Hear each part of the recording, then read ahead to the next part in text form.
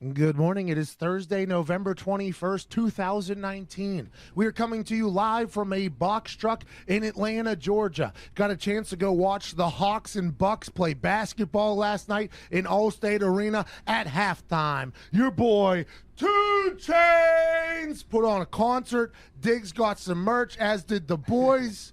It was a hell of a night. Thanks to the Hawks organization for the hospitality. I got to sit in Big Boy. Yes, Big Boy from Outcast Furry seats.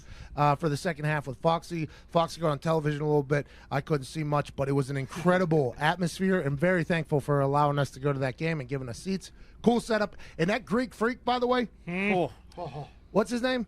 Giannis. What? Okay, Antetokounmpo. Hey, this guy, not only does he have some of the best shoes in the game right now, I own a pair. He's very good. He is taller than your tall guy. He is stronger than your strong guy. And he seems to be more athletic than your athletic guy. Last night, though, Vince Carter put the clamps down. Let's go Tar Heels. Vince Carter's still playing basketball. We got to see that. He got hot there for a little bit, too. He's trying fadeaway threes and all this stuff. I love that Vince Carter's still playing basketball. Big thanks to the Hawks organization. Tonight, we're in town for the NC State-Georgia Tech game taking place on ESPN this evening. Thursday Night Football on NFL Network and Fox. A big one for the AFC South. We'll talk about that. NFL ratings up. NBA ratings down. Come on. They need Titty Boy out there. They need 2 Chainz. They need to bring the ratings up. There was a lot of people going to that game last night strictly to see 2 Chainz. While we were walking in that arena, by the way, a lot of love down here in Atlanta. We have to do a show down here. A lot of love down here in Atlanta. I appreciate you very much. Way down here in the South, D boys. A lot of people walking in. Pat, you here to see Titty Boy? Yeah, actually. I didn't know 2 Chainz was performing. He came out to different. Yeah, different. The whole place was raw. It was awesome. But NBA ratings are down, NFL ratings are up. Adam Schefter alluded to something this morning, which we will have a segment called People Are Saying coming up very soon to talk about that, because it was something we had chatted about a little bit as well. A lot of other things happening in the world of football. Mitchell Trubisky back at practice, full go, after having a hip pointer. I reached out to one of my friends who had a hip pointer a couple years ago, and I said, hey, will you remind me on what the hell a hip pointer is? Got an entire medical breakdown of what a hip pointer is from a friend of mine that had it. This all seems to just have more questions than it has answers. A little fishy.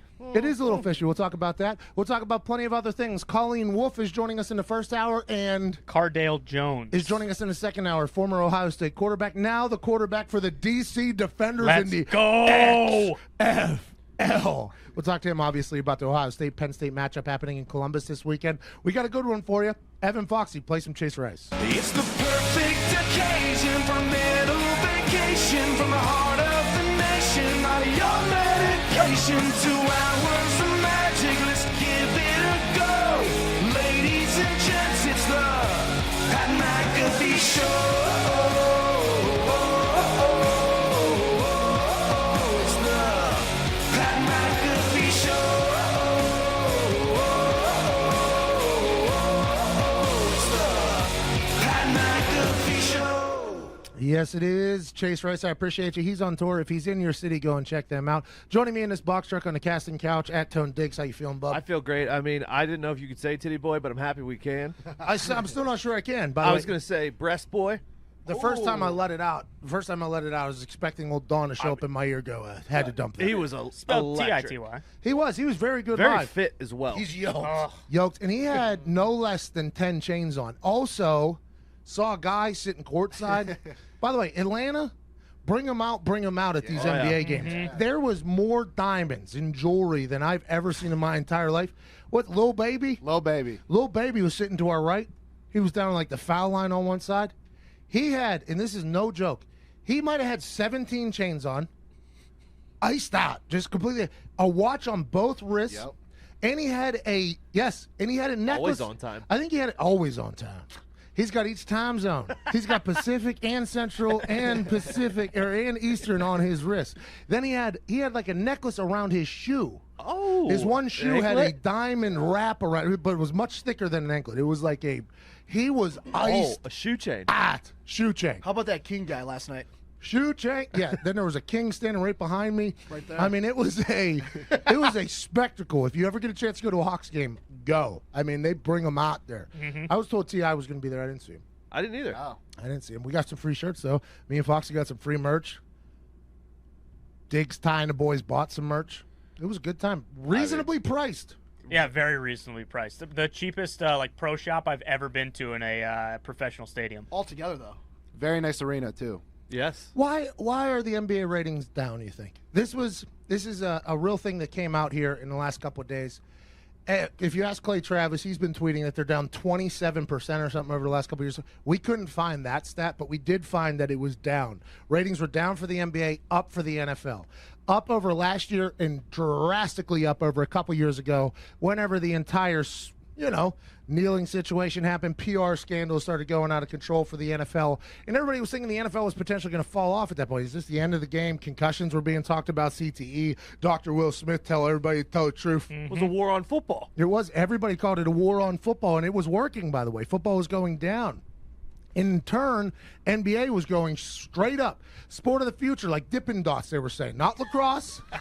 Not lacrosse. It was NBA. Everybody's like, well, the NBA does a good job marketing their players. They let their players do this. They do this. They do this. It's a good in-game experience, everything like that. And then now, here we are a couple years later, and everything that we thought we once knew, we no longer know. Like when we were kids, we were told to drink milk. Now there's people that'll tell you straight to your face, milk is dangerous for you. Everything you're ever told is a lie. That's what we need to know. And right now, I don't know how the NBA turns it around. And last night, I would be putting the Greek Freak and Vince Carter one-on-one on TV every single night. I got a few thoughts on why it's done. Okay? Number one, I think the Eastern Conference stinks, and those are all the 7 o'clock primetime games normally. East Coast bias is a real thing. So why watch them? Yep, I could agree with that. The Warriors were not supposed to be this bad. You didn't think that Curry was going to get hurt, and D'Angelo Russell was going to get hurt, and Clay was going to be out for the entire season, and they're on all the primetime games. So Worst why team watch in the them? NBA. And by the way, whenever you hear that they're on television, you probably watch, and then you go like, this team stinks, and then you turn it off immediately. And whenever the NBA was scheduling things, I'd assume they're like, well, these guys really good at basketball, going to be really good at basketball. Let's give them all the primetime games, and they stink. It's like when the NFL and the Cowboys are bad, and they're on national TV all the time. It's going to be tough. And then probably the biggest reason is LeBron's on too much, and people hate watching LeBron. Whoa. See, I think if anything, LeBron's saving the ratings. Like he's still like the one stalwart that people will drop what they're doing to go watch. I turn it off if I see him. No, he's like Floyd Mayweather. LeBron is Floyd Mayweather. If you hate him, you want to watch and see what he does. Exactly. You want to watch to see if he lets a ball roll out of bounds. You want to see if he shows up with a glass of wine. You want to see if he goes off for 50, 60, and has an incredible dunk, a no-look pass or two, and does something insane. Now, if you love him, all you're trying to see is, okay, LeBron, do something that I can say publicly that makes me like you even more, that buries the people that hate you. There hasn't been a lot of that lately off the court, but on the court, I think he's been turning it on. I would argue that he's doing well. I watched the Clippers. They're playing the Celtics last night. Game last night. Great game last night. I watched that after I got home from an NBA game. I really felt like I got my entire NBA appetite filled for the season, probably. And that could potentially be why the ratings are down too. But whenever basketball, when the NBA is doing good, it's good. Yeah. Like whenever they're playing and you got the healthy players and things are going well, I mean, it's good. I would argue it's some of the best sport in the world whenever the NBA is really going. But boy, a bad NBA game is tough to watch because the worst. The initial reaction is like, oh, these guys aren't trying. They're not running as fast as they can. And these dudes stink. So it's like tough to watch. I don't know. That's going to have to be a little bit of a PR Point that you brought up, and I think NBA social media is the only league that lets you just rip clips and put them on social media with no repercussions at all. And So, is that a bad decision? we used to always commend them for doing it, but if you could just go on Twitter and pretty much catch all the highlights from the game, you don't really have to watch the game. I know it's interesting because we put our show strictly everything on social media, basically, right? So what does that do for ratings elsewhere? I don't know. We count those as our ratings, as people should. It's like, hey, how many people saw this clip? We saw this. These are the numbers we did today, both clips and show-wise, right? So you can put those together. Those are two different things from a marketing standpoint.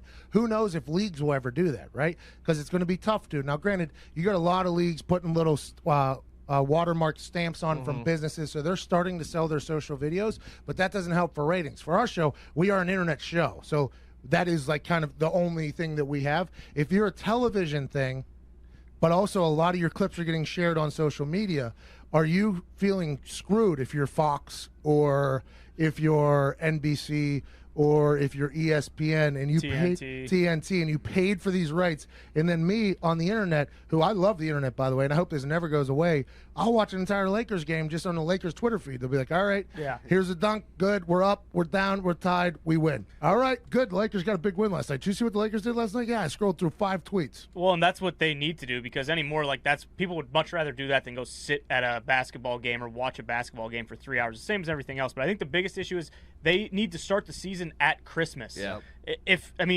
Most of their audience is probably NFL fans as well. Like, you just can't compete with the NFL, especially right now when it's like the peak of the season. All the playoffs are still up in the air. It's just, the players aren't going to hate it if you trim 20 games off the season. They should just wait until after Christmas. Not just NFL either. When college a couple weeks ago when college basketball started and there was a full slate of NBA and everything, the MAC took in more betting action than any other. MAC football took in more betting action than the NBA, college basketball, hockey, anything together. Football is just king. Hey, you just need to recognize, okay? When you hit that big slice, instead of trying to correct the slice, just aim left. Right? Bingo. That's what the NBA needs to do. Like, instead of trying to make your game bigger than football, which is probably not going to happen, just aim left. Just move the season a little bit and take advantage of when it's not in there. Because although there was a war on football and football ratings were dropping, this is a football country. It's just the way it's going to be. Anytime the NFL does anything, it takes over everything. Insert Myles Garrett showed up at an appeal for a court thing this morning. Took over the world, took over the internet, took over TV, as it should, because this is unprecedented, by the way. Not only the penalty for an on-field incident, but also a guy showing up at his own appeals. Normally it's a phone call. You're on speakerphone with somebody. You're saying, well, I did this, and my intentions were this, and you guys only saw that. And they go, nah, all right, we'll cut a game off of suspension. Or they go, nah, you're lying, hang up on them. Or they go, hey, you know what, you're right, we see your side, let's get out of it. Now Myles Garrett's going to be sitting there. I assume it's going to look like these impeachment testimonies where he's going to be sitting at a desk like this. He's got this big turtleneck on, by the way. He's this massive individual. And who do you got? You got a couple people from the NFL disciplinary board or whatever it is. They're going to be asking him questions like, okay, Mr. Garrett, what did you mean to do when you ripped that helmet off his head? Like a Pez dispenser. Okay, yeah, we'll show the clip here. You can see it. You ripped it like a Pez dispenser off. And then while a guy was holding you back, you overhand whack-a-mole that helmet off of said helmetless player. What were your intentions at this exact moment, Mr. Myles Garrett? You see, what had happened was he kicked me in my groin. Now, if you guys didn't play that, can we rewind a little bit? Yeah, we get it. And what if the NFL, who I think did swift and quick, I guess those are the same words, just actions here with their penalty. They had to do it quick. They had to make it so it wasn't a talking point all weekend. Like, what's going to happen to Myles Garrett? Can this happen again? What if the NFL is like, all right, you know what? Yeah, you guys make the playoffs, you can play in the playoffs. Like, yeah, the rest of the season, the Browns, if you guys can make the playoffs, you can play in the playoffs. How about that? Is that good? And that would just be a hilarious troll job. Hey, he looked good going. Great outfit. Great outfit. He looked good going in. That is a beautiful blue. Beautiful blue. It's like a... it's very Roger Goodell. Royal blue. Mm-hmm. Yeah, it's like a The pen was royal blue. Yeah, he's crushing. Same as your chair. Oh. It is the same as your chair. Me and Myles Garrett got the same stuff on. I don't think anything's going to happen. I think this is going to uphold... But I like the fact that he's setting a precedent for guys going into the courtroom to explain themselves as opposed to via speakerphone, which it normally is. Well, the NFL set themselves up well here because they said indefinitely, so they could, when it goes into appeal, they could say, well, we're actually going to do games next year, but since you're appealing and you explained your side, we'll just do this season. Oh, so they look understanding. Look at the NFL, the Shield being understanding. That's not normal, huh? That's what Roger Goodell's saying. Plus, they're going into the CBA negotiation. They're saying they're getting that deal done early. That's wild to me. Yeah, we'll see. There's billions and billions of obstacles to get in the way there. I mean, there's a lot of obstacles to get there. I mean, we've been in a couple of negotiations here as a small business. Mm-hmm. I have sat directly in rooms of negotiations, and it was nowhere near billions of dollars. And there is a lot of people at that table who have no reason to speak that start speaking. People that have accomplished next to nothing other than being friends with people who are successful. They start chirping up, and somehow their ideas matter. When you're negotiating, it's not like Pawn Stars. Like, that is just not how it works. It's not nice. Like It would be nice if it was like Pawn Star.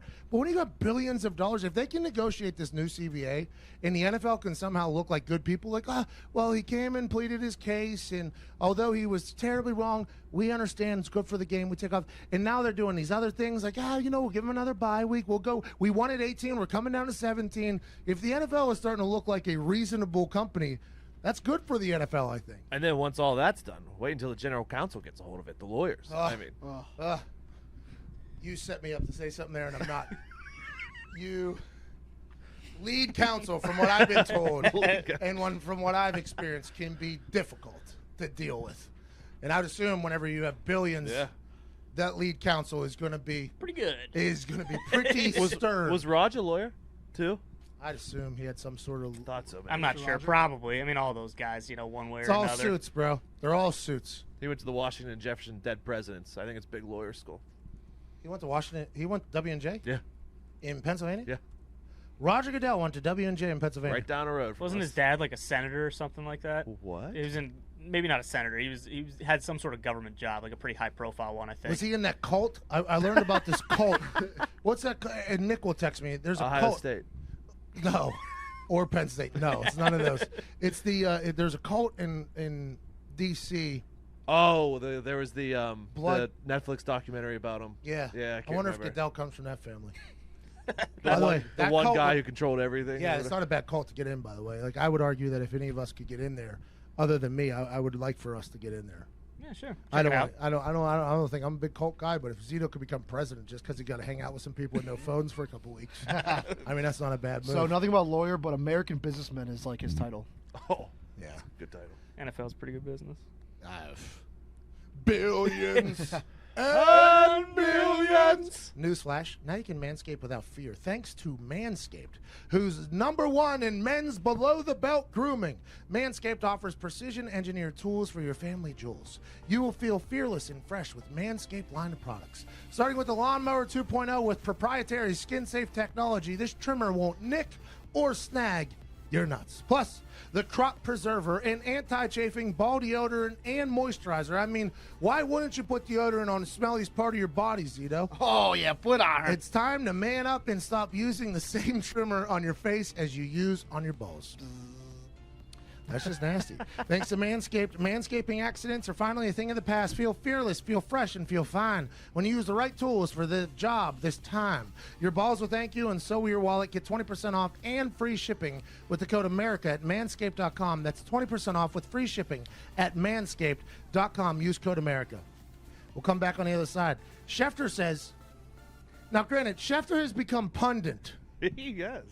/ insider, Yeah. which is it's an interesting A little thing. bit more of the pundit these days. Yeah, but Schefter's speaking. He has a lot of knowledge, Get that money. Schefter's become a pundit where he's throwing out ideas and concepts and his opinions, and it's tough to separate Schefter the pundit from Schefter the insider because you don't know what he's actually telling directly from a source or what he's just made up in that little Michigan brain. It's a slippery slope. But I love it. I want to let you know I love it because every other day he's giving us something to talk about that could potentially happen, so I appreciate Schefter for that. This morning on Get Up, he said, hey, a lot of Chargers fans in Mexico City. Maybe the Chargers, instead of moving to London, they should move to Mexico City. We actually had a conversation with a Yinzer whenever we were in Pittsburgh at a sports bar about an NFL team going to Mexico, and it was one of the most electric moments of our lives. We'll have a full recap of that on the other side. The NFL in Mexico. Is this a good idea? I think so. I think 1 or 2 people might not. You're listening to the Pat McAfee Show.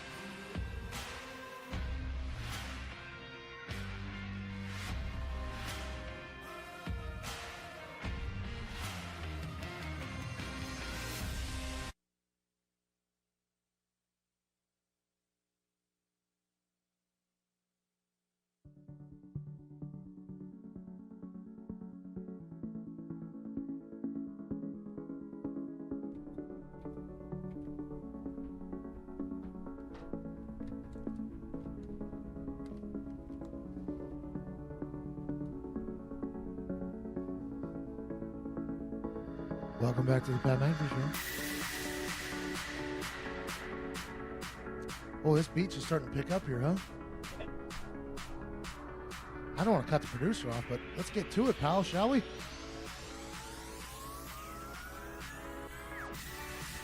Not a big enough pay. Is it still building, though? Judging by the wavelengths, I can't tell.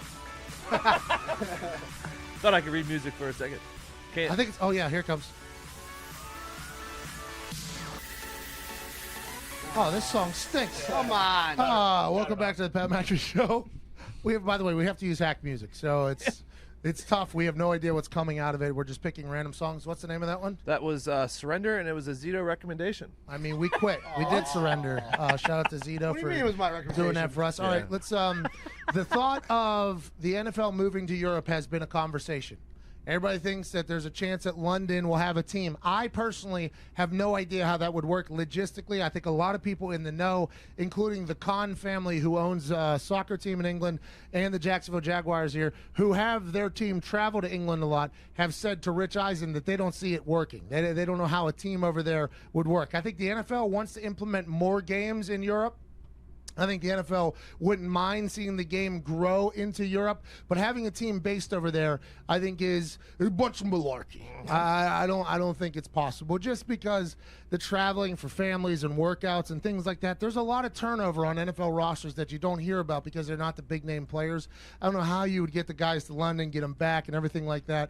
It would just be a hellacious situation. Now, I do believe since the game is going to 17 game seasons, and with 2 buys, with a neutral site game for each team, I believe there'll be more games in Europe, which is good for Europe, good for the game, good for the league.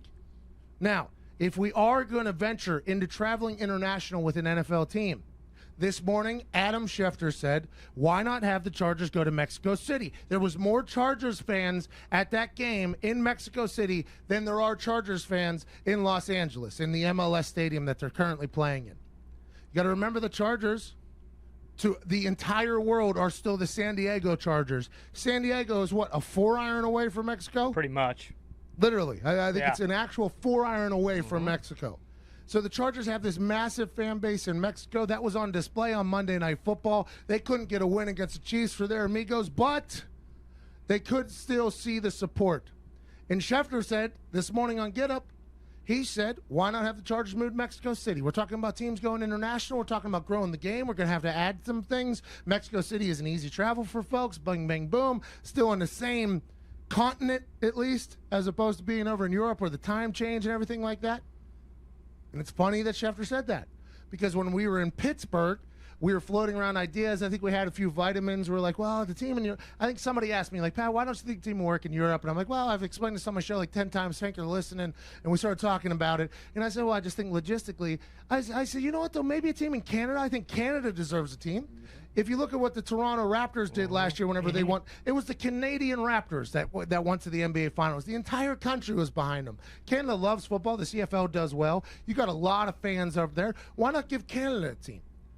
I still feel that way. Why not give Canada a team? You have it in Toronto, I'd assume, and that would stink kind of for the British Columbia folks that are all the way over there on the left, like Gumpy's people. But I think you have it in Toronto, beautiful city. I assume they could afford having a new stadium. I think that'd be cool. And then I said, aloud, I said, hey, why don't we put a team down in Mexico maybe? And there was this Yinzer that was sitting at the table next to us. We were at the casino, sitting at the table next to us. And he knew who I was, so he was listening, I think, to the entire conversation. And he goes, in his high-pitched voice, he asked me, what's that? What's that? What'd you say? I said, excuse me, sir. I said, we're talking about NFL teams going international. And the thought was, since people are saying, by the way, Ty, let's get to that real quick. Yep. If I may, people are saying is sponsored this week once again. Wow. Manscaped. Yeah. Is going to present today's segment. So, Manscaped offers precision-engineered tools for your family jewels. Go to manscaped.com and get 20% off plus free shipping with code AMERICA. Nailed it. Okay, so the people were saying, I was one of the people saying, and Schefter said it this morning, that an NFL team in Mexico would be good. That guy piped over and asked me, what was that? And I said, well, there's NFL teams that are potentially going to Europe. Why don't we put one in Mexico? And this guy, right on cue, we're talking without even the words fully coming out of my mouth, responds with, Were you living in a fairy tale? Did you know that Mexico has registered more murders in the first 6 months of 2019 than any other year in recent history? I mean, the spiral of violence is not showing any signs of slowing down. 5 of the 6 most deadly cities in the world, they're in Mexico. You got El Chapo's son running around, launching guerrilla warfare, shoving sticks of dynamite down cops' throats. I mean, welcome to the modern world. The NFL in Mexico's never gonna work. And obviously, we all started dying laughing. We all started dying laughing, not only because the guy's voice was incredible, but the fact that he just had these stats ready to go on the button. So none of us believed him, Right. Obviously. We go about our night. We say, thank you, sir. We keep it moving. And the next day, Ty Googled it, and actually everything that guy said Pretty accurate. is actually Pretty accurate. So I think the thing we should think about is if the team was to go to Mexico City, and it's an incredible stadium, obviously the field would have to get figured out, the footing would have to get figured out. Would it be an issue outside of football in the rest of Mexico and the way that entire country kind of operates for the NFL? I have no idea. I have no clue. The game went off without a hitch, but if you ask that guy in Pittsburgh, and I would assume a lot of other people, they'd be like, no way should the NFL go to Mexico, and I have no clue. I would assume there's problems everywhere, but those stats were alarming from that guy sitting next to us at the casino. Yeah, not good. And granted, I don't know how many of those cities are actually closely located near Mexico City, but it's startling nonetheless. Welcome to the modern world. I mean, welcome to the modern world. Jeez.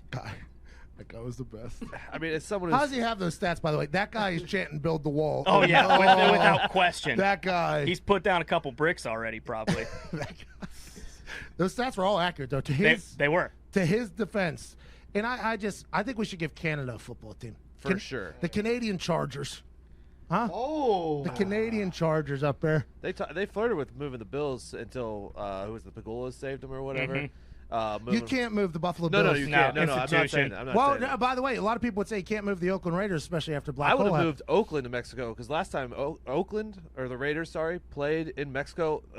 There was a huge Raiders fans. So there's a lot of Raiders fans And then there. I would have taken Chargers to Vegas. Well, there's a lot of Raiders fans there. There's a lot of Chargers fans there. There's a lot of Chiefs fans, it sounded like. Sounds like Mexico is a rather Oh, yeah. large. Like football. Why are we not doing? We have all these games in Europe. Why isn't there more games? Is it because of what that guy in Pittsburgh said? Is that 100% the reason why? It could be. I think also just who knows with the, they talk about how corrupt the government is in places. Like who knows how hard it is to move that, get through the red tape of that. Well, there was supposed to be a game there last year, but they set the field on fire during a concert, so that didn't happen. Yeah. Oh, that's a good show. And then that game got moved to L.A. and it was the best game of the year. L.A. Rams Chiefs was 50-50 or whatever the score was. Oh yeah. And then, but as a man who's dealt with the mob before, you introduced 53 millionaires into Mexico. How many? 53. 53 millionaires. Oh, on the team? Yeah. I don't know if 53 of them are millionaires. Well, There's like Ips- probably 15, Ipso facto. 16 millionaires. You're talking about Denzel Fireman on fire. Yeah, there. I mean, there's a risk of that. I mean, they're gonna get their if you want protection, they're gonna have someone walk up to them. I'd be intrigued by how this whole international thing is going to work. I do believe Canada and Mexico deserve the first international team, though. Why Canada. not? Canada. The way the Raptors were treated whenever they're going to the finals was beautiful. I don't know. It's going to be a conversation that's going to continue, though, until it happens, especially with the 17-game season coming up. As the growth of the NFL continues and as ratings continue to go up, there's always going to be these dream situations and scenarios. I think Canada deserves a team. And you know what? Mexico sounds like they got a lot of fans as well. Give them yeah. a team. We'll see how it goes. But Welcome to the modern world. It just ain't happening. let's get to a break. On the other side, we got Colleen Wolfe from the NFL Network to chat about tonight's Thursday night football they have between the Indianapolis Colts and the Houston Texans, what is a AFC South Championship, basically. We'll be back on the other side. This is the Pat McAfee Show. Welcome to the modern world.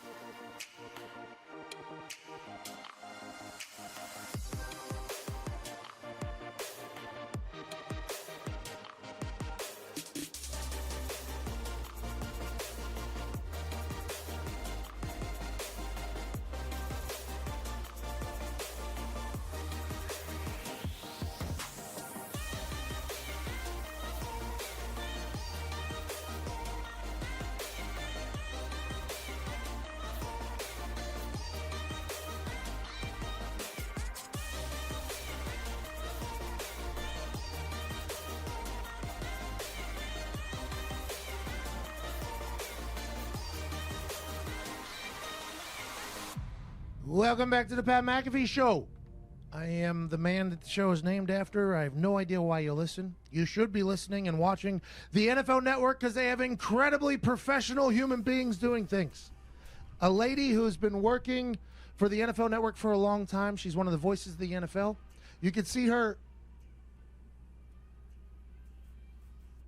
You can see her play tonight. There's music still playing. I had no idea why. It was getting a little deep in there. You can see her tonight at 6 p.m. Eastern Time on the NFL Network's NFL Game Day Kickoff for the Colts-Texans AFC South lineup. You can follow her on social media at Colleen Wolf, ladies and gentlemen. Colleen Wolf. How's it going, Colleen? Hey, what is up? There's only 4 people in here that can clap for you. I wish there was more people to give you a round of applause for that. So deflating. I know. Hey, I know. Let's not even bring that word back up, especially because you work for the NFL Network. That could cause an entire problem for the Patriots yet again.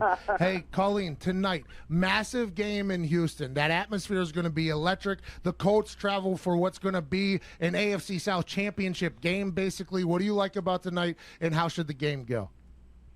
I'm just excited to be at TY's house. Like, that's something that I've really been looking forward to this whole time. But I mean, for real, I really like the Colts in this matchup. I think, obviously, they have some momentum coming in from last week, but the Texans, they just got smacked last week by the Ravens, and the way that the pass protection just completely broke down. I mean, the Ravens, they only had 7 sacks in the last 7 games coming into last week, and then they took down Deshaun Watson 7 times in that game. So I feel like this is going to be a big one for Justin Houston, who's on a streak himself. Well, I think a team could get punched in the mouth like they did last week and bounce back. Is that potential problems for the Indianapolis Colts? Do you see that out of the Deshaun Watson Texans? They got punched right in the mouth, got embarrassed by the Ravens. Now they're at home on primetime television. Let's get the taste out of our mouth as quickly as possible. Do you think there's any chance that they take it out on the Colts? I mean, of course. I feel like with division games, weird stuff always happens. I mean, just look at last week on Thursday night. But I'm not saying that's going to happen here. But you have a team that obviously Marlon Mack is out for the Colts. And I feel like Jonathan Williams has a really good chance to go off again. He only had 1 yard going into the game last week. And then he just came in 13 carries, 116 yards. Plus, if he's able to kind of split some time with Naheem Hines, I feel like that'll really help out Jacoby Brissett. So you're talking about a very weak Houston secondary. I mean, they are challenged back there. And there's injuries on both sides, both teams, and both sides of the ball. So, yeah, anything could happen, but I still feel like Indy has a good shot here. That's good news, by the way. That makes me feel very good. FanDuel is doubling the money line odds for Indiana, folks, by the way, if you want to get that bet in right now, $50 max bet. Colleen, you said it's T.Y. Hilton's house. You probably know more than I do, especially because you work for the NFL Network. You work for the league. Is T.Y. Hilton going to play tonight? I saw he was projected to be out. Then he was questionable. I saw him travel. He was wearing boots, by the way, so if you have a calf, those can be hard to get into. You have to push your foot into those. His calf could be okay. Do you know if T.Y. is playing tonight? Because he is a problem in Houston. He is. It's crazy. He's averaging 133 receiving yards per game in Houston. That's the most of any player in an opponent's building in the Super Bowl era, which is a very long time. But I'm hearing that he is obviously questionable, but I'm hearing that Eric Ebron is actually a bigger question mark than T.Y. Whoa. So T.Y. actually might go tonight, but Ebron might not be able to.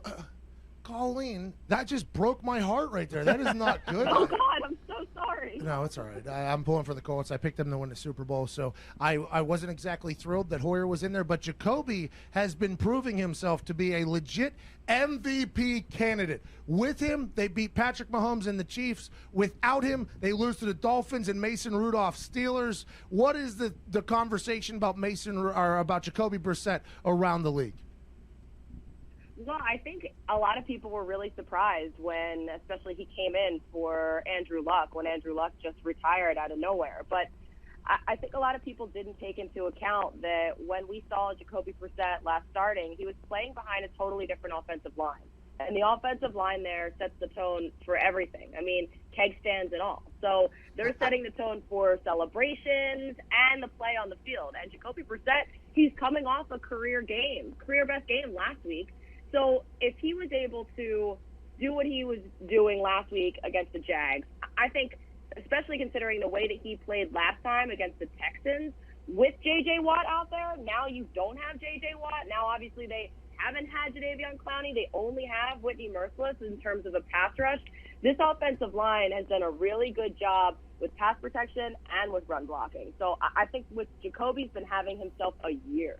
Yeah, I agree. I've loved Jacoby since I heard that he led a players-only meeting last year as a backup quarterback. The guy's got the respect of the locker room, and obviously when you have a great offensive line, that helps. Looks like the boys are back, especially after the keg stand Selly. Okay, let's pivot to other NFL news. This morning, Myles Garrett represented himself in an appeals case. That is very abnormal, but these are abnormal circumstances. What do you think happens with the Myles Garrett thing? And will the NFL, a company that you work for, look like in a reasonable bunch if they say, you know what, we were going to suspend him longer after hearing him in person. We got rid of a couple games. Maybe they're thinking about suspending him into next year. We cut those off. How do you think this is all going to play out for Myles Garrett and the NFL?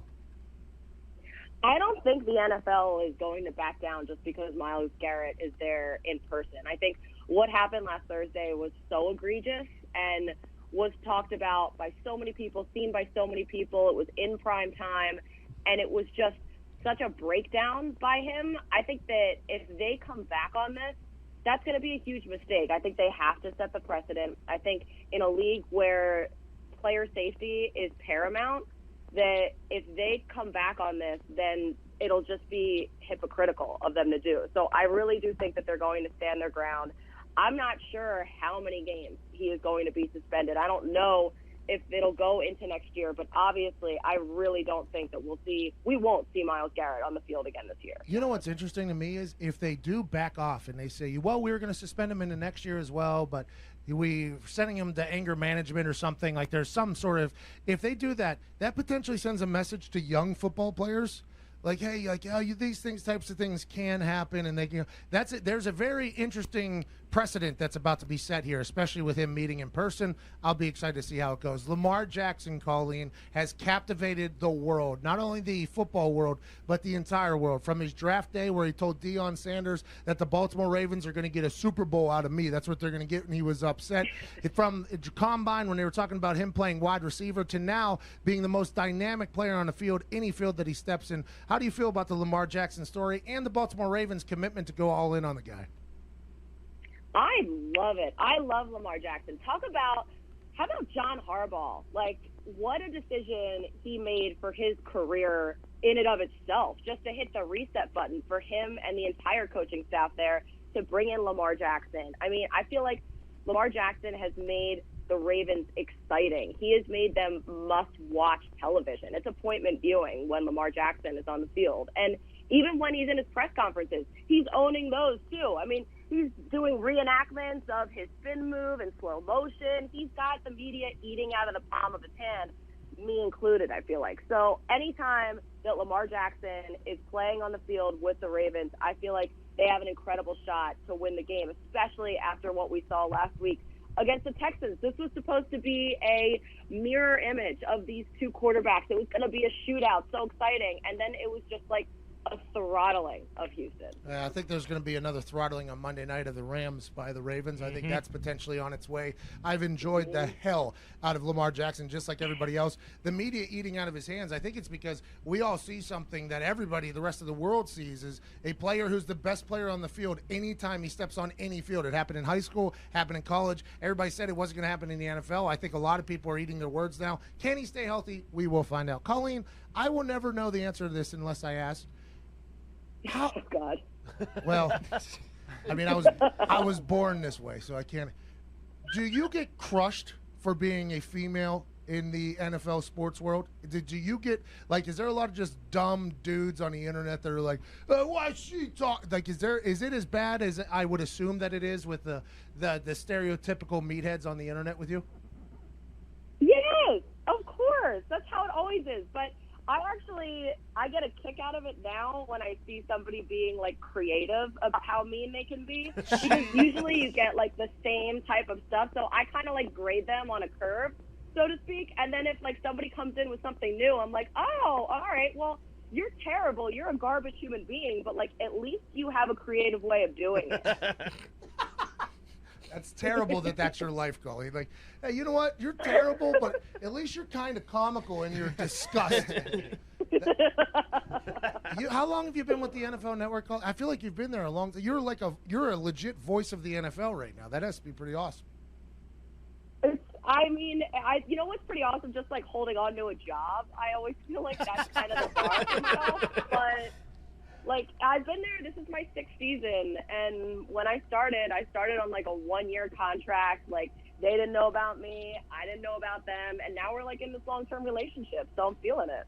Well, I'll tell you what. Nowadays, there isn't a lot of that. You know, you swipe right on everybody. It feels like, and then you kind of got to get through all the crabs that potentially pop up when you cast a wide net. Colleen, who's winning the Super Bowl? Who's winning the Super Bowl? Yeah, Well, it better not be the Patriots. I better not be at a Patriots parade again because I'm sick and tired of the duck boat. All right? Well, I'm throwing it out there right now. You know what? I would love to see the Ravens win. Okay, by the way, Ravens did beat the Patriots early this year. Everybody knows that. Everybody's going to wonder, though, will Bill Belichick or any other defensive coordinator be able to figure out how you stop what seems to be unstoppable Lamar Jackson? And you know the Super Bowl is on Groundhog Day, so it feels as if there's a chance that you're going to be on that damn duck boat again. No, why did you have to bring that up? I didn't even realize that. Yeah. Oh my God, that changes everything. Yeah. I mean, listen, I would love to see the Eagles win it again. I hate to break it to myself. That's not going to happen. Yeah. So, you know what? I have no idea. This year has been so bizarre. Everything I thought was going to happen has not happened, and all of a sudden, all of these other teams are coming out of nowhere. So it's kind of anybody's guess, but as long as it's not the Patriots, I'm happy. Well, I hate to break it to you. It sure feels like it's trending that way. As long as, hey, you know who can stop them, though? Jacoby Brissett and the Indianapolis Colts, which you get a chance to call the game day kickoff, which starts at 6 o'clock this evening. Good luck down there in Houston. We appreciate your time. You can follow her at Colleen Wolf. 2 L's, 2 E's, E at the end of Wolf. That's accurate? Yes. Thank you. You got it right. Well, and I say wolf weird, too, because I'm from Pittsburgh. I guess it's wolf. Wolf? Yeah. Wolf. I think Wolf. I don't know. I'm from Philly. I say everything weird. Yeah. That was cool. Hey, say H2O real quick. What the other word for H2O is? No. You know what? My whole family says water, but I say water. I've evolved. You Philadelphians are beautiful, though. I mean, we have a guy that works for us who's a fantastic. Hey, yo, Geno's your pants. Yeah, I'm going to go home and talk to my family on the phone. All right, Colleen, we appreciate you so much. Have a great night tonight. Ladies and gentlemen from the NFL Network, Colleen Wolf. Thank you, Colleen. I couldn't even fathom. Thanks, guys. Hey, thank you, Colleen. I couldn't even fathom being, because I see the stuff that I get, right? And I was an all-pro. Correct. I was an all-pro and all-American. I was a lot of things. Now, granted, it was in a position that doesn't really count in a lot of things. But being a female in this sports world, I couldn't even fathom the dudes that just sit at home on their couch. They watch their teams. They listen to Colleen say something disparaging about their team, and they go straight to the internet and just say the worst possible things under a troll Twitter account. I mean, you get it, and you were a Pro Bowler or whatever, and then I see someone like a quarterback who actually played in the league, like Orlovsky, who gets it. Hasselbeck gets it. He was 18 years in the NFL. I couldn't even imagine. And when you listen to her speak, you obviously know that she knows what she's talking about, but she has to deal with it just because that's the meathead internet. She's been in the NFL a lot longer than most NFL players, by the way. She's worked for the NFL for 6 years. That's a long time being in the NFL. A lot of turnover at the NFL Network, too. That happens on a very regular basis. Now, granted, they had a PR crisis where terrible things were happening. They got rid of a lot of people. But in general, the NFL Network turns over a lot. That's just kind of the way it operates over there. 6 years there is pretty good. Tonight should be a good game. And I'm going to talk about the ESPN one, NC State, Georgia Tech, which will also be great football between two teams that need a win to help their programs. Georgia Tech needs to get some wins so they can get off on the right foot for going into an offseason. And NC State needs to win the last 2 so they can become bowl eligible. We'd be the first coach in NC State history to go to 6 straight bowls. Coach Doran would be. Wow. So he needs it right now. He's got a young team, an injured team. Both sides are young. What's up, Bub? Did I hear you say that FanDuel is doubling the money line? Yeah. Doubling the money line. With 50 as the max bet?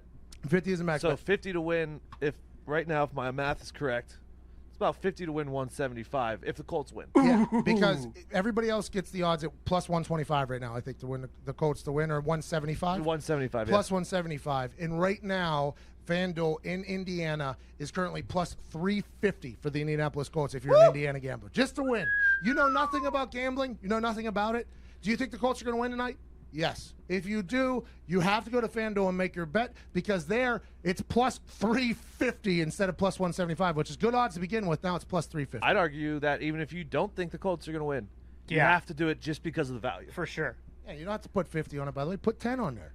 Yeah. Yeah, put 20 on 10 there. to win Why not? 35. Hey, do what you got to do. Beat some money. And watch the game, have a horse and race. Yeah. Thanks to our friends at FanDuel. Use promo code McAfee when signing up so we can make some magic happen. Yep. What do we talk about here in the first hour? We talked about ratings.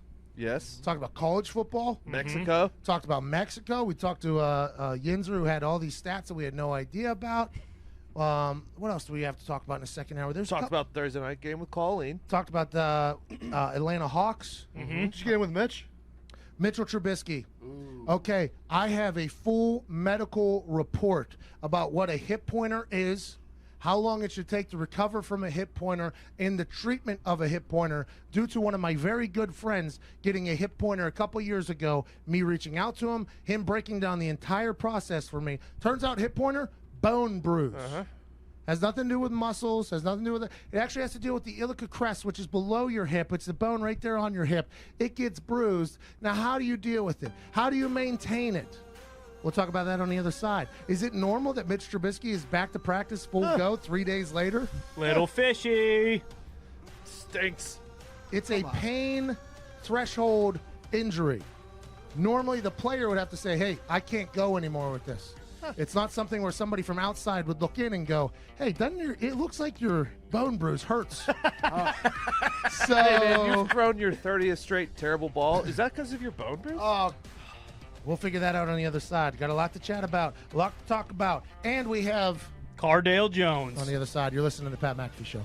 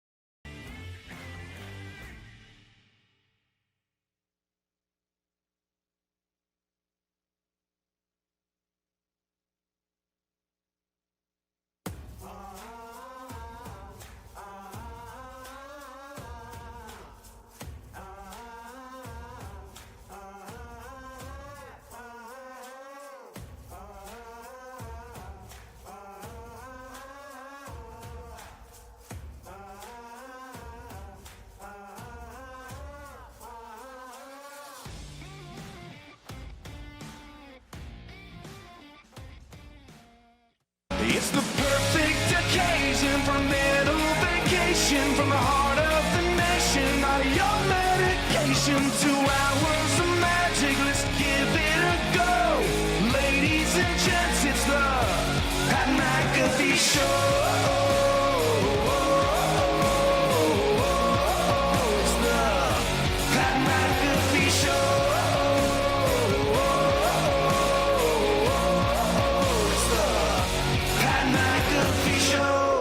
Yes, it is. Chase Rice, I appreciate you, buddy. He's on tour. If he's in your city, go check him out. Joining me in the back of a box truck here in beautiful Atlanta, Georgia. On the casting couch at Tone Diggs. How are you, Diggs? True. Got his 2 Chainz hoodie on. We went to the Atlanta Hawks Milwaukee Bucks game last night. Titty Boy 2 Chainz performed at halftime. Incredible concert. Did very well. I got a chance to sit in Big Boy's furry seats right there courtside. Thanks to the Hawks organization for the hospitality at Viva La Zito, who's going to be giving us a fun fact at some point this hour. How are you doing? Doing good. Felt good saying hello to a fellow alumni last night. Alumni? For UNC. You're an alumni of University of North Carolina. Yes, took one online class. So you took an online class at UNC.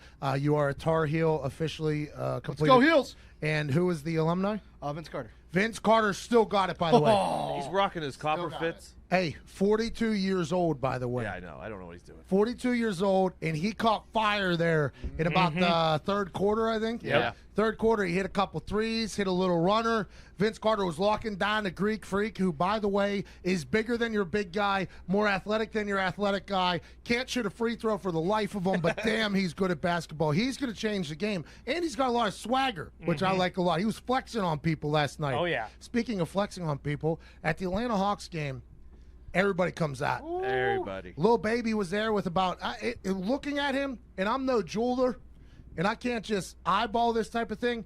He might have had $2 million worth of jewelry on his neck, wrist, and his shoes.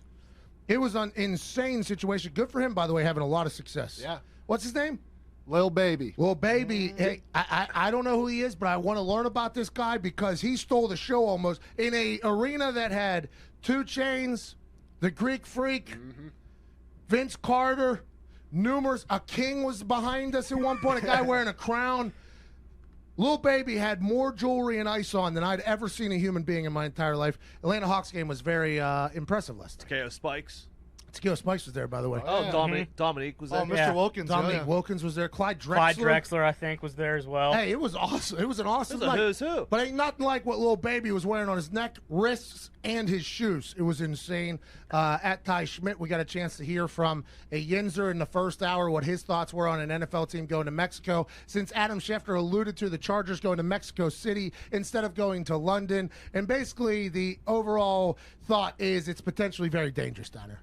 Yeah, I mean, there's way too much violence down there, okay? You got El Chapo's son running around cutting throats and stuffing dynamite in there. Okay, so that was a guy. We mentioned a team going to Mexico whenever we were in Pittsburgh at a casino. A guy butted in who was sitting at the table next to us and told us basically, by the way, this guy loves the thought of the wall, I think. Oh, he yeah. had these stats on deck, just rambled them out to us. We had to look them up. And although it is a pretty dangerous country come to find out, I do believe they have a massive NFL fan base down there. Before we go to Europe, which, hey, by the way, shout out to Europe. Thanks for everything you guys got going on. I think we're airing over there some. We got some fans over there. I love the games over there in London. I got a chance to play in one. We lost to Blake Bortles and the Jaguars somehow. Had to eat 13 edibles for the trip home, so I didn't get arrested at their Heathrow Airport or whatever. So, I mean, I remember that in a positive light, even though it was a negative. The way they showed out for those English games in London are awesome. Wembley fills up every single time. I just don't think a team should go over there. Schefter this morning said, team maybe goes to Mexico. We are in firm belief that a team should be in Canada or Mexico before it goes to Europe, although I love the thought of games going and more happening in Europe, just not a team over there logistically. People are saying, does the NFL hate Canada? Because the MLB has a team there, the NHL has a team there, the NBA has a team there. MLS. I mean, everyone but the NFL. Does the NFL hate Canada? And we used to play I played a preseason game in Toronto. The Packers Raiders did earlier this year. Oh, did they? They played this year? Yeah. Okay, because I was about to say, Bad field. 80 yards. Bad field, yeah. oh yeah, they couldn't play because it wasn't big enough. It was a preseason game. It was a though. preseason game. There's yep. no regular season games in Canada, though. Which, if I'm Canada, I'm saying, hey, we got our own league up here. We got a lot of diehard NFL fans. How come everybody else seems to be getting a little love except for the team that or the home of the NBA champs? The Toronto Raptors, when they got in the NBA Finals, it was awesome. It was the Canadian Raptors. It was no longer the Toronto Raptors. I think Canada deserves an NFL team. I would like it if they did. I think Mexico deserves a team before Europe, although it might be a bit dangerous. I just think if we want to grow the game, we should take care of those who we know have diehard, loyal fan bases. That one meth politician should be the owner. Oh, He's dead. Oh, come on. Yeah, Rob Just Ford. passed away. Oh, R.I.P. Let's have a moment of silence for the meth head politician up there.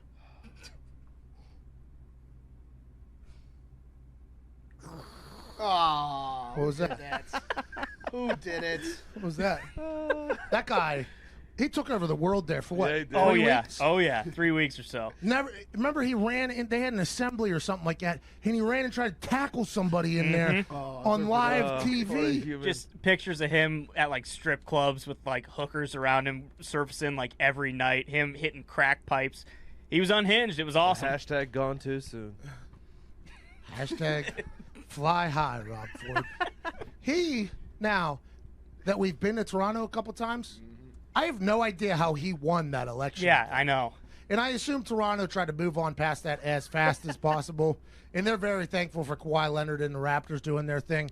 And that guy that got the big article, the Indian guy, that Yep. the Oh, fan. yeah, sure. Basically, they were like, this guy is the picture of Toronto, right? He's an immigrant who started a company. Now he loves the city. Yep. Like Toronto, since we've been there, beautiful city. Incredible. Beautiful city. Quiet, clean, vitamins everywhere. Yep. I mean, it's a beautiful city. To think that that guy was just running hell everywhere is mind-blowing to me. What's up, Diggs? Nick said he was the mayor. Please have some respect, and it was crack, not meth. Yeah, it's a Sorry, he crack was pipe. no, we started out with meth. He was a crackhead. That was on me. That's on us. Rest in peace to Rob Ford. I don't like anybody to pass away, but I assume Toronto was not that upset to see him go. I mean, that's probably an aggressive statement, but rest in peace, old Rob Ford. But I think Canada deserves an NFL team. For sure.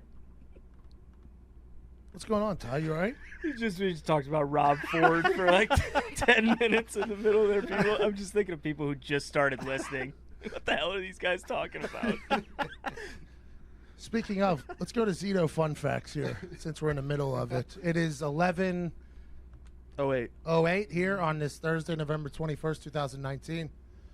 I think I'm kind of stumbling through the finish line here this season. You're almost there, pal. This is technically our last show in this box Wow. truck. Oh, hey! I'm going to get a bit sentimental. This is going to be the last time I lean on this wall here with wood and a wooden for the brand American flag. This is going to be the last time that we get a chance to watch the DAZN folk, Mike Manning, Oh, Mr. Man. Big Dom, Mark Snare, Mr. Snare. all the independent contractors that get flown down here.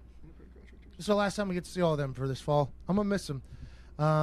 And to make me feel better, there's only one thing to do. It's Zito fun facts. Zito, please. So yeah, last night was another sleepless night. Hold on.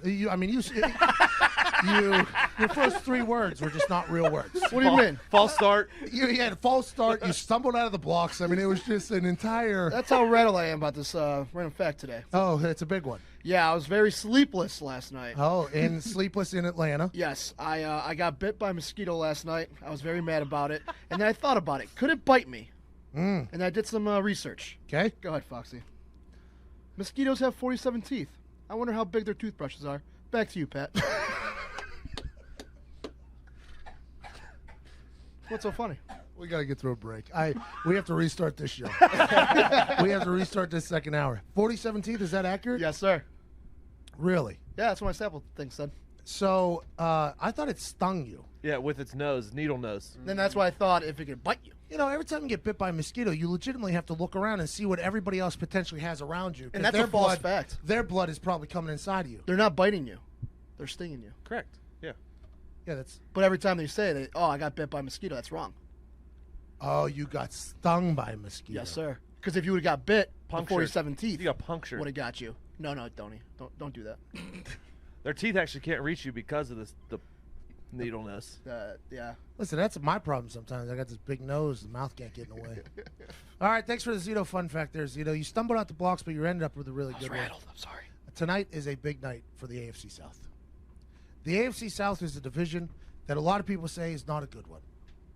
Going into this year, a lot of people say the AFC South is the weakest division. Jacksonville Jaguars, yeah, they were good. Yeah, Nick Foles might be good, but we'll see. Deshaun Watson, they can't keep him healthy down there. Got no offensive line. Tennessee Titans, even though Vrabel's kind of turned things around and has an incredible mustache and said he would cut off his penis with Bussin' with the Boys, said he would cut off his penis for a Super Bowl championship. Nobody knows what they got.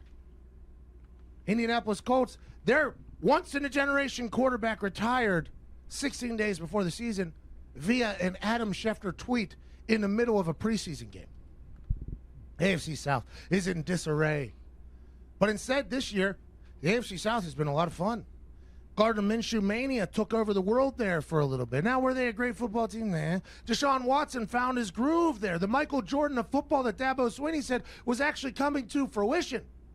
And Jacoby Brissett has proven to be an MVP candidate, leading the NFL in all stats whenever he's healthy and playing. He's a baller. Now, the Tennessee Titans and Vrabel, penis is safe. No cut coming anytime soon, it seems. They don't know who their quarterback is. But tonight, the AFC South Championship is basically on the line. A road to the playoffs is on the line tonight. T.Y. Hilton. Houston, we have a problem. His nickname, Ghost, comes from a game in Houston where he was disappearing behind the secondary at such a rapid rate nobody knew what was happening. The Houston Texans get rid of Jadeveon Clowney. J.J. Watt gets hurt. But Deshaun Watson says, no worries, the offensive side of the ball is going to turn up. Except for last week. They got their teeth kicked in by the Baltimore Ravens, which has been happening to a lot of teams. Will they be able to bounce back, or will the Indianapolis Colts, who look like they're going to be without Ebron, says Colleen Wolfe of the NFL Network, will the Indianapolis Colts be able to seize the opportunity and keg stand all night in H-time? It's a good one on Thursday Night Football. And right now on FanDuel, if you're an Indiana resident, you can bet the Colts money line for double the odds of everybody outside of Indiana. Good God. Every time the Colts and Texans play in Houston on Thursday night, it's an electric atmosphere. The Houston fans know that this is basically the playoffs in one particular game. The Houston Texans fans are a loud bunch. The Houston Texans fans are a great bunch. And tonight on NFL Network and on Fox, I think we have a good one in store. I mean, it's a pseudo playoff game because if the Colts do win, that means they are 2-0 against the Texans this year. They will have that first and most important tiebreaker ahead of them. So it's basically, what, a 2-game lead in the AFC South? The Texans have to win tonight. It's a must-win for the Texans, and I assume the Colts are saying the same thing. T.Y. might be playing. Jonathan Williams, who was introduced to the world just last week, number 33, probably going to have a big night. Nyheim Hines as well. Look for Jacoby Brissett to make smart decisions, and hopefully that offensive line to continue to chug along in Houston. And on the other side, just Houston's offensive line. If they don't protect Deshaun Watson, they're going to get beat. They can't win if they give up more than 4 sacks or whatever. It's just not going to happen. Isn't that crazy to think about? Deshaun Watson has gotten his ass kicked, and they tried their best to protect him, trading for Laramie Tunsil, the biggest lungs in the history of the NFL. Bring him out of Miami. They've tried their best, but is it too little too late to protect Deshaun Watson? He gets hit all the time, it feels like. And yeah, some of it might be his fault because he hangs onto the ball too long. Some of it might be his fault because he tries to make a play whenever there's no play to be made. Some of that. But it just feels like every once in a while there becomes in spurts where that offensive line just opens up like that seed did in the Bible, and their defensive line just walks right down the middle to find Jesus. And I think we always talk about the comparisons between him and Luck in terms of him, maybe following the same career path. I think he's more of a gamer than Luck. I think just obviously Luck's super competitive, but I don't think he's ever wanting to come out of the game, but it's trending towards he just physically may not be able to do it anymore. I don't know if he'd ever come out and retire and want to be like, hey, I can't take this anymore, but before too long he's going to blow another knee out, he's going to break his shoulder. Don't put that out there. I mean, there's precedent. It's happened before. It has. He has been injured before. He has been taking a lot of hits, especially last week against that Ravens D-line that was hungry. They were hungry. But this just begins a great slate of games for the NFL this weekend. Tonight's going to be a good one. I don't think it'll be a blowout either way. I don't know what the spread is because I'm only focused on a money line bet that is plus 350 right now for the Colts. What's the spread? Texans are minus 3.5. Ooh, See, I think tasty. it's going to be a close one. I think it's going to be a 1-point game or a 3-point game, something like that. That seems like a little bit much. But, I mean, it's Thursday night. It's a short week. Who knows who's playing, who's not. Something could come out of the water for you out of nowhere. The Texans' defense stinks, so I think the Colts are going to be able to move the ball. It's can the Colts' defense stop Deshaun Watson? Well, and they got Justin Houston, right? They invested in Justin Houston, Yes. brought Yep. him over there. You hope he can do well. The secondary is getting healthy. Malik Hooker, I believe, is playing. He's a ball hawk whenever he's on the field. So is Leonard. So is Darius Leonard. And also Walker. He's a hell of a player. I don't know if he's playing or not. I don't know if Will Fuller is playing for Texans or not, but when he's in a game and they have Will Fuller and Deshaun Hopkins, DeAndre. yep, Come on. Deshaun Watson, DeAndre Hopkins. you saw it as soon as I said it. Well, I heard it. I knew I messed up. We all knew I messed up. I mean, I'm not saying I didn't mess up. I don't know why you guys are attacking me right now. Sounds like you're really going after this. Great accountability by the Italian guy on the casting couch there. I mean, I don't know. I'm But out. great slate of primetime games. Yes. Great slate of primetime games. Tonight is going to be a good one. If it's minus 3.5, I think that's too big, honestly. I think I it's, do too. I think it's going to be a 1-point, 3-point game, somehow a 2-point game, maybe. I think it's going to be very close because these two teams seem to always play close. I mean, last year there was an overtime where Frank Reich won for it on 4th down in overtime. It's like these two teams play each other very tough. Could I be wrong? Maybe. I don't think so. But the Colts money line tonight plus 350 on FanDuel for Indiana residents. Sorry for everybody else. It's plus 175 for you. Have to do it. This weekend, incredible slate of primetime games. Dallas Cowboys traveling to Foxborough to play the New England Patriots. Dallas Cowboys, Dak Prescott, incredible at football. Will the Patriots be able to stop him? And will Jeff Driscoll, what he did to the Dallas Cowboys defense, lend way for Tom Brady and Josh McDaniels to slice and dice that defense? Who do you got for that? Who do you got? I'm going to take the Cowboys with the points. You know what? Cowboys are winning. Cowboys winning in New England. Yep. The New England Patriots, I don't think have lost in Foxborough for like the last 45 times or something. Yeah, like not a shot in hell. Yeah, there's no chance of winning in Foxborough. We'll see. As a guy who's gone to Foxborough and lost by, I think like 75, 50, I think maybe even 35 in an AFC championship game up there, I've never got a chance to travel home from New England with a happy face on. That is just an incredibly difficult place to play. Not only is it like you're walking into a place where you know you're in for a long day with the team you're playing, because even if they don't have the players, which they do, schematically, they're going to make you work. And that's in all three phases. That's not just offense, defense. It's also in special teams. I mean, they scheme better than everybody. That's why Belichick has been coaching forever and has led the greatest dynasty the sport has ever seen, and probably going to catch forever because he's got a big brain. And also he's got Ernie Adams, eye in the sky up there, who's Rain Man, who knows everything about everything. He knows your team's signals. He knows your team's formations. He knows situational football. You put him and Belichick together and Tom Brady, you know you're in for a long day. But then those fans up there are relentless. Adam Vinatieri won them a couple big-time games. Walking onto the field for warm-ups, they're very nice to Vinny. Very nice to Vinny. Hey, attaboy, Adam. Good to see you, Adam. Adam, you signed my kid's jersey, Adam. Adam was, yeah, no problem. Very nice to you. And I'm like, Adam, that's crazy that they're very nice to you. You know, they must love you up here. He goes, oh, just wait for the game to start.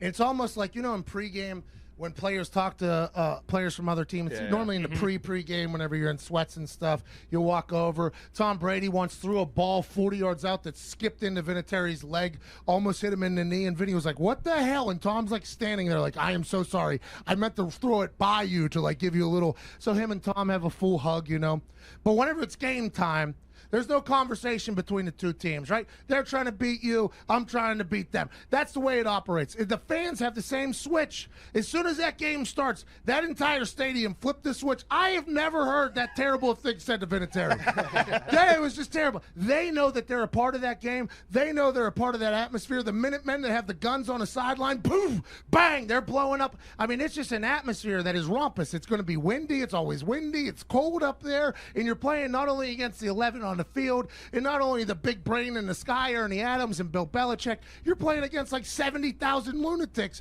that know that they have been good for a long time, and those massholes ain't going to stop until you hear about it. And then as soon as the game's over, They flip the switch back on. All right, Vinny, safe flights home, Vinny. All right, way to go. We had another big win. It's just a tough place to play, a tough place to get a win against a tough team that rarely loses. It's just the way it goes. They're 9-1, and everybody's talking about, is this the year that they fall off? They've only lost one time, and it's to a guy who's an enigma, a guy that's impossible to prepare for. I just don't know how any of this is happening. I think the Patriots are going to win regardless, and that's why home field advantage is such a big deal in the AFC, because if you got to go through Foxborough, you might as well just walk right into a wall.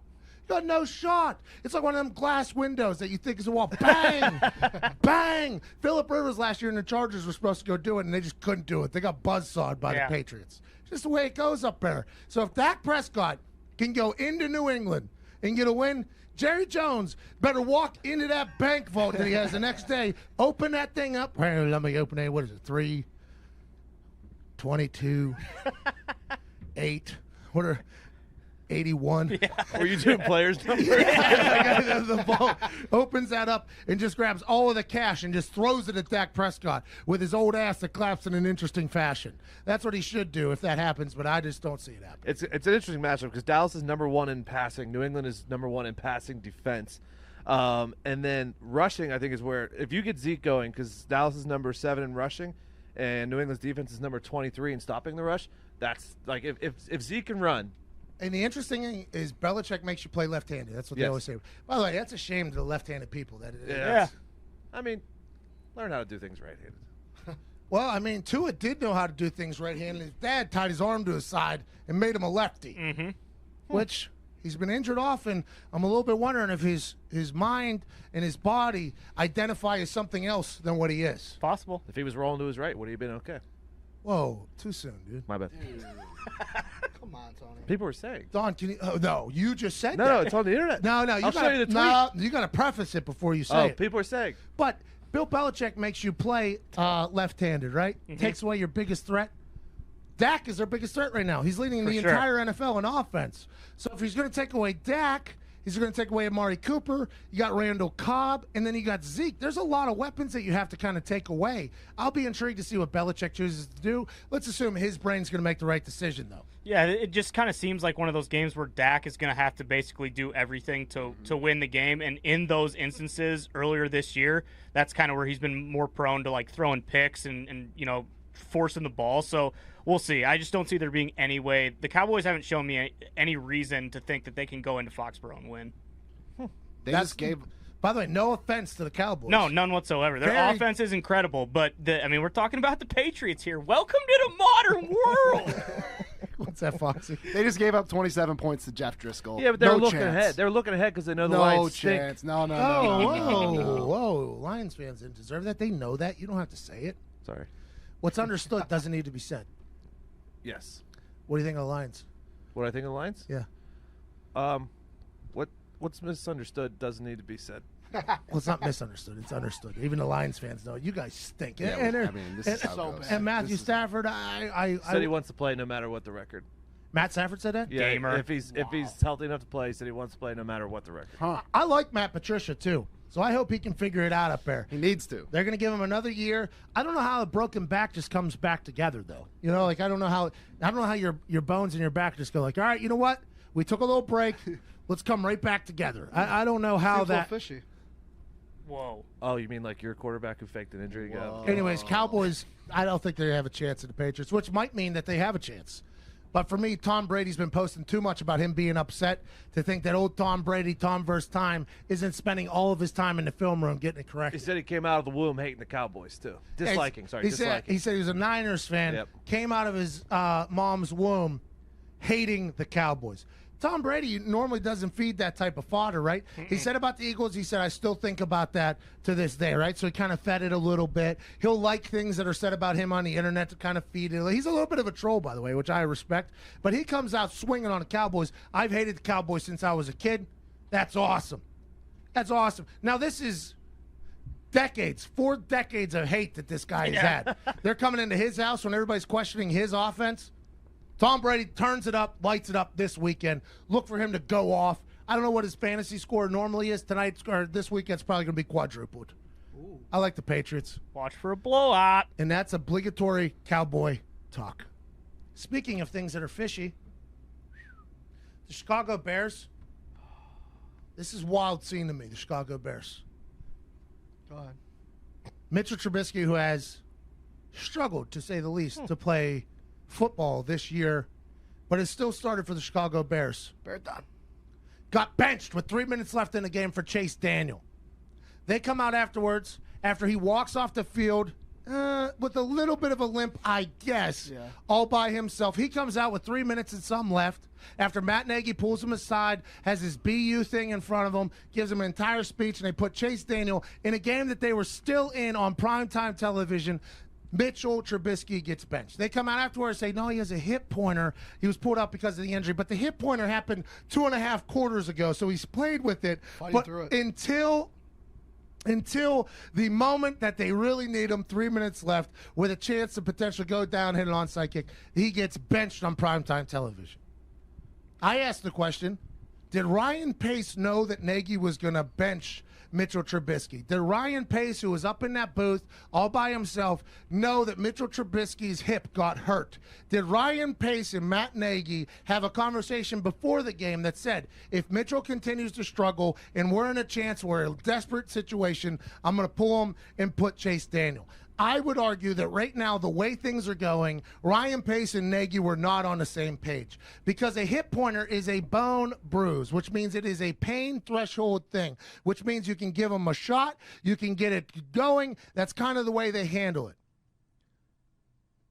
For me, 3 days after getting pulled out of a game because you couldn't handle the pain of a hip pointer, a bone bruise on the iliac crest is what I was told. That's the hip bone down there. I called my friend who had a hip pointer a couple of years ago, asked him what it is. I said, is this a rip or a tear of a ligament? He's like, no, it's a bone bruise. So it's all whether or not you can handle the pain or not. So for 2.5 quarters, Mitchell Trubisky could handle the pain and play quarterback. For that 3 minutes, though, in the middle of the game with his adrenaline up, he couldn't handle it anymore. So if a bone bruise is the issue, you have to be the one to tell people, like, hey, this hurts too much, I can't play anymore. So a coach telling somebody that your hip looks like it's hurt and it's a bone bruise is not an accurate statement. So now that Mitchell Trubisky is back in practice just 3 days later, 4 days later, after not being able to handle 3 more minutes of a bone bruise pain, it just raises even more questions to this entire thing. I think what could potentially happen was Ryan Pace and Nagy were not on the same page. Nagy and Pace had to have a conversation after Nagy benched him clearly. And he said, hey, yeah, his hip was hurting a little bit. And Pace goes, I traded up to draft this guy over Deshaun Watson, over Patrick Mahomes, over Christian McCaffrey, and you're just going to bench him? No. He's our quarterback. He's in practice. He's starting back up, even though you benched him for an injury just 4 days ago. Something seems fishy. And we looked at it on Google, and he either has SARS or with an injury like that, you need to sit out 1 to 3 weeks. I don't know about SARS, how that plays in, but I do know it always pops up when you put in your symptoms on the internet. SARS is always an issue. I think so. Unless Mitchell, and by the way, with the hip pointer, nobody outside of the human knows that it even happened because it's a bone bruise. So the only thing that affects is you're wincing or something like that. Mitchell Trubisky would have had to say to somebody, "Hey, I can't go anymore." That's what he would have had to say. He would have had to say, "Hey, I can't go anymore." So if he did that, okay, good for him looking out for himself with 3 minutes left, team down 10. Yikes, not a game. That's an interesting decision. Or Nagy said, hey, your hip looks hurt, you're done. I didn't tell Pace. This is on national television. This is going to be a conversation everybody's just going to have to deal with. If it's bad enough, you have to come out of the game with 3 minutes left. You shouldn't be practicing on Wednesday. Or Thursday. I mean, it's just something that doesn't happen. Something's fishy over there. Seems like a lot of miscommunication happening between coach, GM, and quarterback. The Chicago Bears are in the market for a new quarterback, new GM, and potentially new coach. In my eyes, we'll be back on the other side with a quarterback of the XFL DC Defenders. Ooh. And also Ohio State quarterback. Cordell Jones. Do we have music? That's on me. Waiting on you, Tony. Unbelievable, Tony. There's the phone ringing. We got no music. I mean, can we go to a break? We'll be back on the other side with Cardale Jones. You're listening to the Pat McAfee Show. Jeez, Dix. Dix, just one job, Dix. Well, that's not true. You shouldn't listen to this show. We'll be back with Cardale Jones.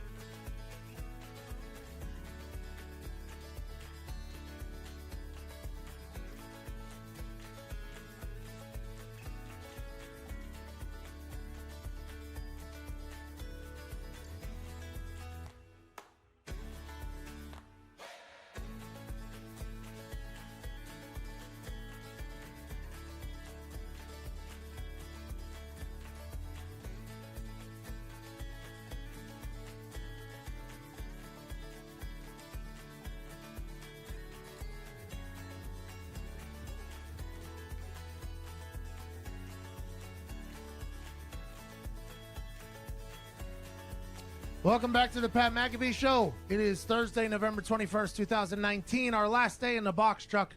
The first time I've ever talked to this man, though, our guest, is a national champion from the Ohio State Buckeyes.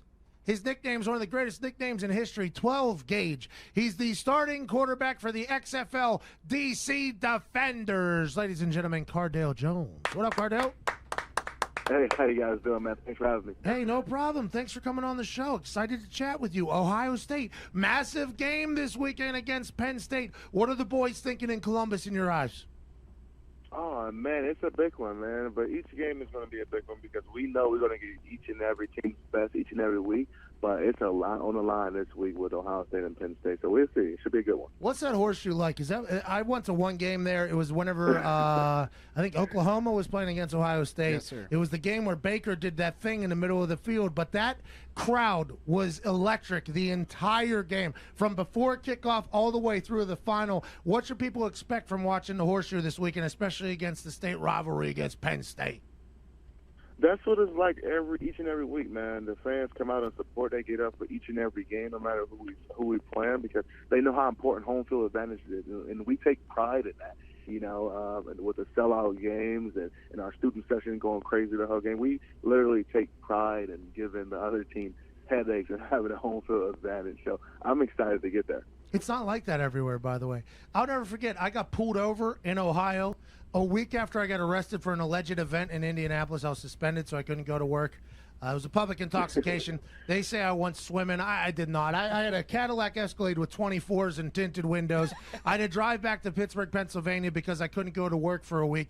I'm driving back. I'm driving through Ohio. I get near Columbus, and I have two cops tailing me, and they pull me over for speeding. And they said I rode too close to the car in front of me. They put me over the hood of a cop car, and they said they got a tip that a black SUV was coming through with guns or whatever. They asked me, they said, have you ever been arrested before? I was like, yeah.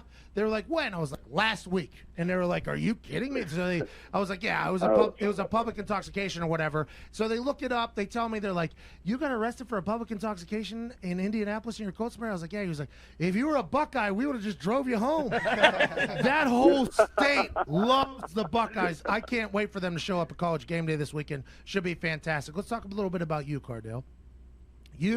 I have never got a chance to talk to you, but things that you have done have caught my eye on the internet. I think whenever you were young, you sent a tweet out that you instantly regretted, and then you had to respond with you went back to school to get your degree. What has your life been to you? Because a lot of people who have tweeted about Cardale Jones talk about how if he didn't go back to school, he would have been a #1 pick in the NFL. Instead, you get your degree. Now you're getting a shot to play football again in a brand new league. You're pretty much going to be the face of the league, the most notable player there. How do you feel your entire football life has gone? Has it gone as expected? I wouldn't say as expected. I mean, it's hard to say that, with any aspects of life, or how you think things should go, and rarely they go the way you plan, right?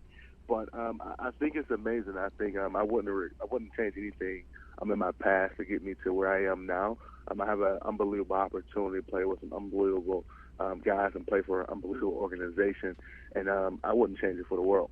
What is the XFL? You know more. I get a chance to call some of the games. I'm going to have unprecedented access. They say I might be in a damn huddle with you at some point for the DC Defenders. What is the league going to be like, though? What are you learning about it from the people in there? What's the game going to be like? How's it going to go? And what are your expectations for the XFL? From my understanding, the game is going to go pretty much just like an NFL game, but we have a shorter play clock, and a few other rules is tweaked to pretty much keep the game going and have a lot of more excitement in the game, as far as the kicking rules, and you don't go for an extra point. It's all a 1 point, or 2 point, or a 3 point conversion after a touchdown, things like that. So I'm expecting a lot of excitement and a lot of big plays, because some of the rules that's out to protect the players, but it's going to encourage more big plays, definitely in the kicking game. So I'm extremely excited. What are some of those? What's a 3-point conversion after a touchdown? What does that consist of? Okay, so for example, after you get a touchdown, you have an opportunity to go for the extra point, either on I believe it's the 2-yard line, the 5-yard line, and the 10-yard line. 2-yard line is worth 1, 5-yard is worth 2, 10-yard is worth 3. So it's a big advantage to teams to have a a really good red zone offense because you're going to spend a lot of time down there because you got to go for your extra points. There's no kicking extra points. You still have an opportunity to get, if you on fourth down and kick a field goal, get 3, no matter where you're at on the field. But as far as that extra point is going to add another element, another dimension that coaches are going to have to plan for. What is going to be the strategy? Are we going for 2 versus 1, and, 2 versus 3? So that's going to play a huge factor of game management. So if you're down 9, it's still a 1-score game. You're down 9, that's still a 1-score game. Wow. The XFL said they're going to reimagine football. Aside from that, is there anything else? You said shorter play clocks. Is there anything else that you've heard about what the league's going to be where you've thought, wow, I never thought that could happen in the game of football? Not necessarily. I mean, if you understand NFL rules, you're going to understand these rules. A couple of tweaks. I mean, you're going to maybe 1 or 2 things may look different as far as the kicking game because the guys, for example, on punt, the guys can't advance down the field until the ball is actually punted, not snapped. That's a big difference, which is going to give opportunity to the returners to set up position, to set up. It's going to encourage more returns. So, and that is a huge difference. And, me and a couple of guys always joking about, hey, we're going to lead the lead in scoring, but have the least amount of yards on offense. Because we're going to get the ball on the other side of the 50 every time with these kicking rules because of the dynamic players and the dynamic returners we have. So, a couple of rules like that is going to allow a lot of tightness to the game. So in the NFL, you're only allowed to have 2 guys leave the line of scrimmage before the ball is kicked. Are you saying that in the XFL, 0 people are allowed to leave the line of scrimmage before the ball is kicked, so the returner's going to have nothing but time? To my understanding, yes. Oh, my No one God. can advance down the field until the ball is actually kicked. That is a nightmare for punters, Cardell. You're giving guys that run 4.2s, 4.3s back there nothing but time. There's going to be some explosive plays out there, Cardell. And I totally agree, but I mean we got some great coaches in the league. Pep Hamilton, you got Bob Stoops, you got numerous guys around the league. I'm pretty sure with that what you just said, you're going to give guys an opportunity to return the ball. I'm pretty sure they're going to have these punters angle the ball out of bounds as much as they can, try to avoid some of that because that is a huge advantage to the return team. Hey, you have a good punter in the XFL. All of a sudden, you're going to have a good team. Got to have a good coach and a good quarterback. It sounds like you're excited to almost be the first class in the new XFL. It sounds like you guys are taking a lot of pride in launching a brand new league. Is that accurate? Oh, for sure. And I've said this numerous times. We are here, and not just for the league. We are strictly talking about our organization, DC Defenders. We are here to set a blueprint, footprints and blueprints for years to come. Not just with our organization, but what this league should look like. Oh, that's awesome. Have you met Vince McMahon yet? No, sir, I haven't. Oh, I can't wait. I got a chance to shake his hand one time, and he just said, actually good. And then he walked right by me. It was a pretty fantastic thing. Cardell, I hope the Buckeyes have it. What was your degree in, by the way? Financial planning. Oh, my God. What are you an investor? Are you taking other people's money? Are you using that at all, or are you just hanging out right now? We'll see. We'll see. Right now, I haven't had the opportunity to expand my college degree because I'm actually interested in different things as in broadcasting and things like that. So we'll see if I ever have to use it. You speak very well. Listening to you talk here about the XFL, I've gotten more information about the league that I'm supposed to work in than anywhere else. So I appreciate that a lot. I think the people are intrigued to hear it. Now, there's a tweet that you sent out that's one of the most legendary tweets in the history of college football. I assume that was when you were young, and I did not know you were going to be a financial advisor. That is insanity. That tweet, you know the one I'm speaking of, the one where you said you get paid to play football, not paid for school, that whole thing. Was that young, dumb, or what was that whole situation? Yeah, and it was more like, we didn't come here to play football. I mean, come play school, we came to play football, whatever. Yeah, it was just a young and a dumb kind of outburst, and then like the whole story behind that thing. I mean, no one knew. I tweeted that because I had got a B+ in an advanced social class, and I felt like I should have got an A. It's one of the things I was past. I'm like, I should have got an A. I put all the time into studying and busting my butt, and it's such a misconception about that tweet. I mean, people thought I didn't take academics seriously, and what we did at Ohio State. I mean, you hear it's such a cliche, but shit, we live it. Academics was first, and it is first. And growing up in my household, academics was first. So we had a different standard of not just the basic, whatever you need to play. No, we had our own standard, and you got to live up by them standards before you touch the field. So, yeah, it was just a young and dumb mistake, but I always took academics extremely, extremely serious. Cardell, you said you got a B+ and you sent that tweet? If I would have got a B+, I would have been pumped. I was like, look at me, I'm an academic scholar. Well, I mean, at that point in my career, I was a true freshman, and I was clearly, it was no opportunity for me to see no field anytime soon, and I really, really put a lot of more effort and energy into my academics, and, I kind of felt like I failed myself by getting a B+. It's like, but you got to be kidding me. God, wow. Hey, I bet you 95% of the world judged you by that tweet thinking you were a complete dumbass. Instead, it's the complete opposite, Cardell. You're like a genius over there. Nah, I wouldn't say a genius. Far from it. But, yeah, I mean, and that's the perception I put on myself. I mean, granted, if you would have saw that not knowing me, what you would have thought. So I don't blame anyone for, developing a perception of me because of a tweet, because, we do that as a society every day. Cardell, I'm pulling hard for you, man. I hope you guys set the blueprint for what an XFL team, a football team, is supposed to look like. I hope you take the world by storm. Well, I've seen videos of you throwing the ball on the internet, though. Your nickname 12 Gauge is one of the best nicknames I've ever heard in my entire life. How far can you huck a ball? Man, the furthest I ever got one down the field in the air and landed 82. What a joke! So, yeah. So I mean, I don't know if I can still get it out that far, but I know we got a guy named Tyreek Jackson. He can push it down there.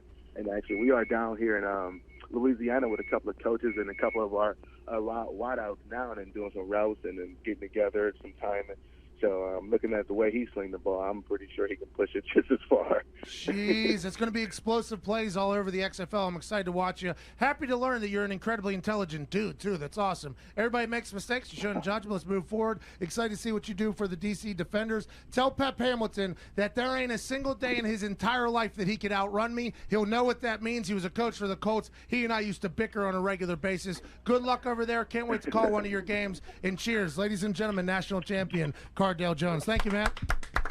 I appreciate it. Thanks for having me. So, Pep Hamilton used to tell me that he could outrun me. Mm-hmm. And I was like, Pep, listen, I will smoke your old ass right now with your unathletic looking body.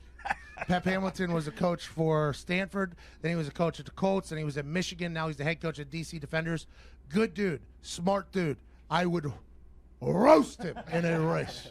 I ran a fake against Tennessee Titans. He came over to me, celebrated directly afterwards, and he said, I've never been more confident that I could outrun you than If you've been thinking about your home security, by the way, great dude right there. Yeah, you can see why the DC Defenders are my team. We got the right guy leading us. Bro, you got a B+. A B+. He was like, I don't know, school is the worst. That's wild. If you've been thinking about your home security, there's no better time to get it than right now. This week, Simply Safe is offering listeners of this show the best deal of the year. You'll get 25% off any new system, plus a free HD security camera. You hear us singing the praises of Simply Safe Home Security on the show every single week. It's the best home security, period. With Simply Safe, you get everything you need to keep your home safe. Entry sensors, motion sensors, a smart lock, video doorbell, security cameras, you name it. Plus, Simply Safe offers 24/7 professional monitoring with police dispatch that's 3.5 times faster. I know Simply Safe's founder, Chad. We talked to Chad. Great guy. And Simply Safe is the home security I trust. So if you've been waiting or on the fence about getting a security system, you think it's too expensive, you think it's too intrusive, you think it's too much of a hassle, not anymore. Don't wait. Go to simplysafe.com/Pat to get 25% off your system plus a free security camera. This is the best deal you'll ever find on your home security. Order now to get this exclusive offer. 25% off and a free security camera at simplysafe.com/Pat. Simplysafe.com/Pat. Holiday season, a lot of Amazon deliveries. Get that camera on the porch. Make sure we catch those bums that are stealing your stuff. Simplysafe.com/Pat. 25% off and a free camera for your friends at Simply Safe. Wrapping up the show on the other side, you're listening to the Pat McAfee Show.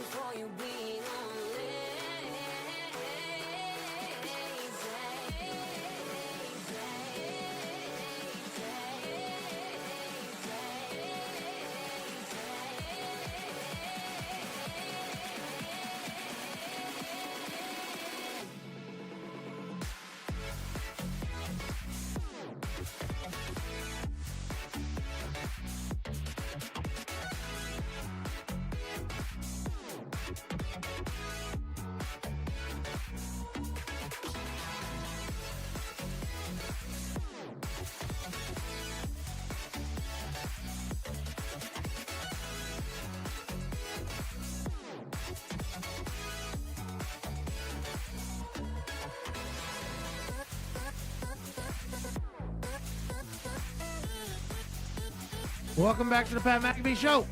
We're live in a box truck for about 2 more minutes here in beautiful Atlanta, Georgia. Calling the NC State Georgia Tech game this evening on ESPN. Also tonight, Colts and Texans should be a good one. A lot of things happening this weekend. You got the Cowboys-Patriots. We got the Patriots winning that one mighty handily, other than Diggs. Diggs thinks the Cowboys have a chance. There's obligatory Cowboy talk.